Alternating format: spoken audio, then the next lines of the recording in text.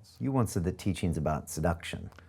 Yes, That's I did. been kind of the story of your professional life. Like it's the reason you have Johnny Depp on the stage. It's the reason you make movies with Dawkins, because you're trying to engage with people. You're trying to engage. And by seduction, I mean the good aspect.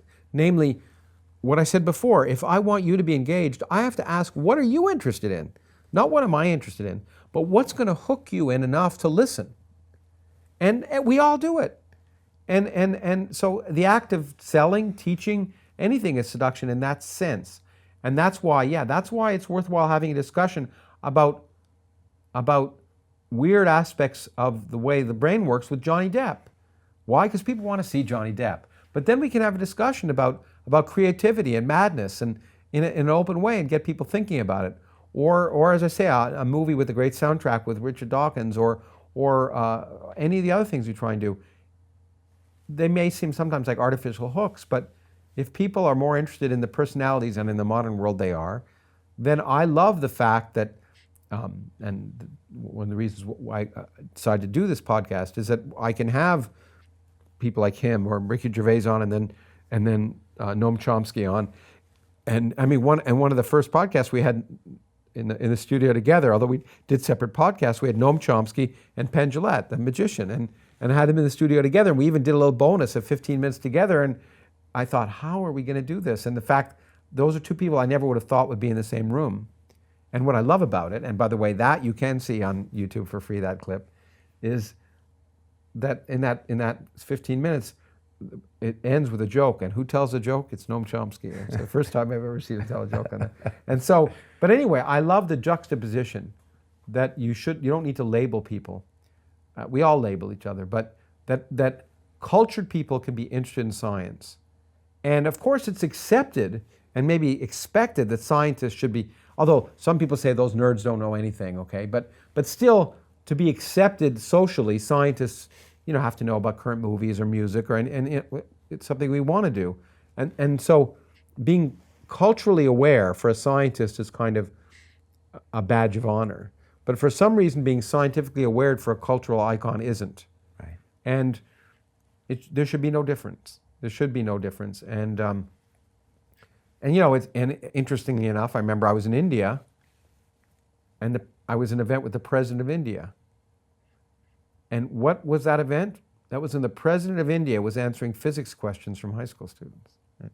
At the time, W. Bush was president of the United States, and I just thought the contrast was too much not to be recognized. You don't like any American presidents. Oh, look, I suspect. I mean, being a politician is automatically limits you.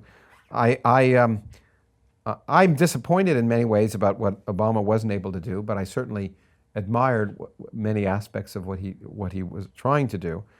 So it's not that I don't like any American presidents. I just think the buffoon that we have now is an embarrassment to the world. Gotcha. Gotcha. No, it's more than just an embarrassment. It's a danger when you have this populist demagogue who has no interest in anything but himself and no knowledge of anything, literally does not want to understand anything, just uses people to be able to exploit and see himself more on TV.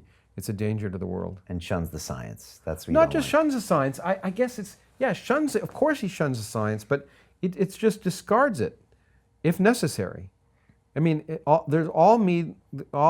things are means to an end, and in his end, it's just himself. And he's very effective at distracting. That's what Noam actually talked about in our podcast. One of the things is what Trump does so effectively is distract from the important issues, and the newspapers. And I'm unfortunately just incredibly disappointed with journalism, because all the economic problems that newspapers are having and cable channels is this competition, because of the internet and other things, is to get clicks or to get watchers. And that means they have to look for clickbait or some salacious stories that will get viewers.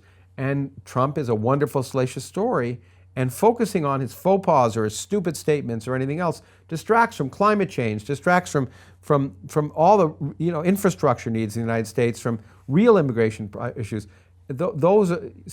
So what Trump effectively has done is monopolize the news and distract not just government from taking any action, which has happened, but the public from being even interested in this, because the newspapers and TV focus on just this ridiculous man and what is he going to do next. Yeah, understood.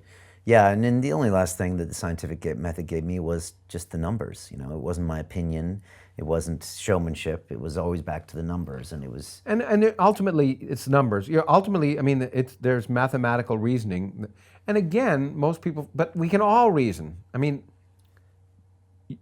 you don't have. First of all, what people don't realize is you don't have to be a mathematical wizard to be a great scientist. I have a number of colleagues of mine who have won Nobel Prizes in physics who were not the best in their class in mathematics. I mean, I've had a lot of kids write me and say, you know, I'm fascinated by this stuff, but I'm not the best. Mathematics-wise, I'm just not the best, and I feel like I shouldn't go into this. So you don't need to be a math. You have to be willing to work hard enough to be able to master enough to be able to do it. But it takes all types to be a scientist, pictorial types, creative thinking, all sorts of things. But also we have this notion that it's okay to be enumerate, and people really have the ability, if you spend a little bit of time, to just teach people how to do estimates.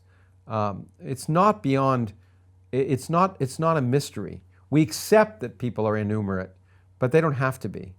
And I'm sure you've had this experience, but now, of course, because of calculators, and now that's old. But you know, I go into a grocery store, and you know, when I buy something that's, you know, and I'm estimating, you know, it's going to be about $15, and the bill comes to $150, I say, I think there's something wrong with your calculation. The person says, I can't, the calculator, you know. But of course, what they're doing is they've plus something wrong in the calculator. You can simply estimate basic things that people don't even do.